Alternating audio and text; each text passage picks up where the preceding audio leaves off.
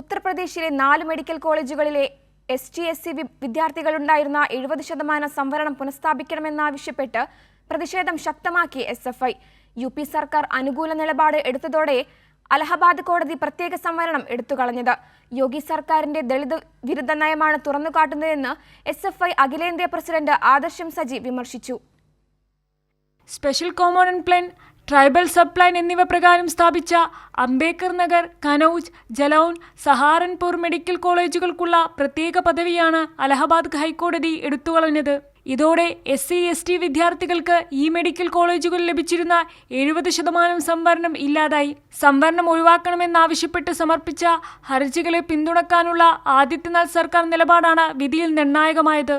വിഷയവുമായി ബന്ധപ്പെട്ട് UP സർക്കാരിന്റെ സമീപനം നിരാശപ്പെടുത്തുന്നതായിരുന്നുവെന്ന് SFI സംസ്ഥാന സെക്രട്ടറി അബ്ദുൽ വഹാബ് പറഞ്ഞു.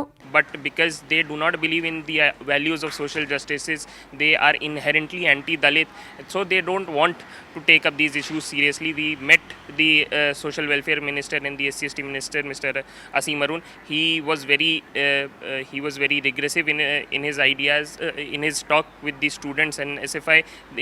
He assured that he will take it up, but no action has been taken as of yet from the side of the social welfare ministry and the UP government.